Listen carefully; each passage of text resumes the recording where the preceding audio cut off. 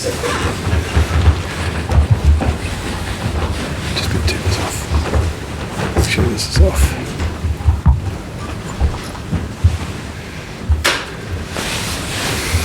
Dan.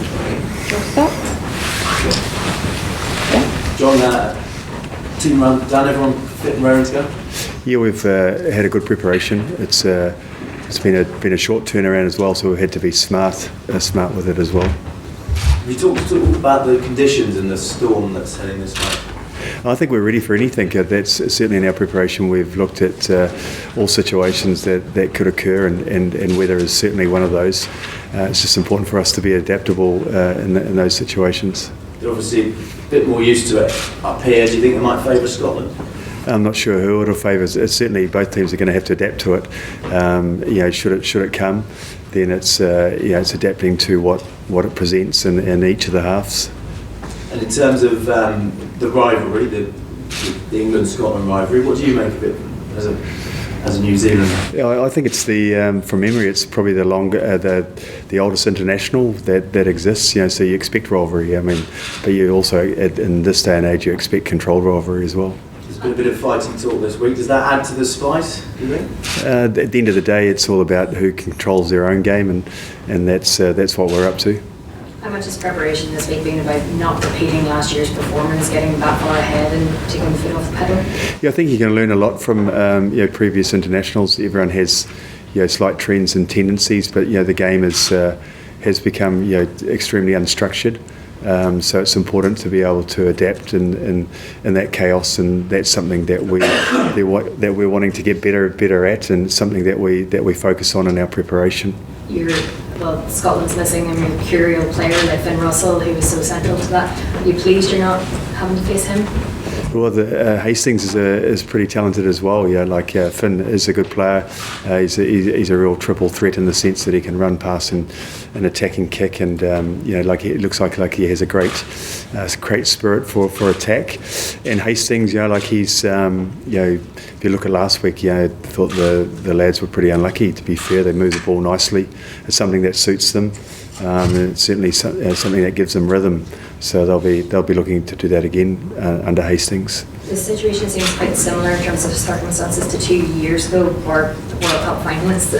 England coming up here probably expected to win, and Martin Johnson was the one saying that yes, England will expect to win, but Scotland came out and played one of the best games of their history and really surprised them. Is that again another? You're prepared for that situation? Well, both teams really come into the performance, in the same context. We didn't get it right last week, so that's the most important thing is this week. What's happened in the past is historical, but I guess you've got to learn from it, and we have to learn quickly, as do Scotland. So, and that's what we're up for. We're looking forward to moving forward as a group and making sure that we do learn quickly. What specifically have you learned from those last 2 games against Scotland? The most important thing, would you say? The important thing is to make sure that we control our game, and clearly there's going to be times where we're going to have to absorb pressure. So it's really important to make sure that you get control again, and that requires good leadership and good cohesion. So. And that's certainly going to be expected tomorrow. That's going to come again tomorrow. So it's been ready for that as well. John, do you expect the reaction after last weekend? Are the players a bit wounded by what happened and want to sort of put that right a bit? Oh yeah, we're competitors. You want to win, you want to do well. So the boys, you definitely would have been disappointed, but we've been given a new opportunity. It's a new test match. We've had a preparation that we feel has been really good. Now it's up to us to move forward. What does a 6-2 split on the bench suggest it's going Scotland's way in the second half? At the end of the day, Scotland love to run with the ball, don't they? So ultimately, end of the day, just feel that we're going to need a forward pack that can control the game. So that's clearly one of the keys in our strategy. Was the weather forecast anything to do with that decision as well? At that point, I don't think we had discussed the weather forecast because the weather's been so great up here over the last day and that. So the weather strategies only really just spring to mind over the last 24 hours. So have you done any extra work or talks with Tom Curry and David Numbray? Yeah, Tom is definitely a long-term number 8 in our planning. So it's important that we are patient in Ryder's development. He's got a lot out of the last performance. Number 8s were a funny breed. Ultimately, in the day, when the scrum goes forward, you shouldn't give the backs the ball. So he's learning that out. Yeah. He was saying that he felt he'd rather understand the team the first game just by going a bit too light.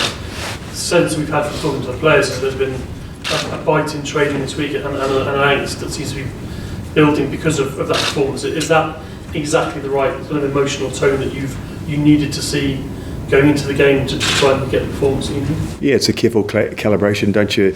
You want to replicate the game that's likely to come on the weekend. You want to be prepared for all situations, but you've also got to manage the physicality and save that for the weekend. So it's like ultimately end of the day, you try and replicate the game, and naturally after a performance where we didn't get it right, there's always going to be that healthy competition that comes out, which is good, which is a good sign. Okay. Thank you. All right, thank you.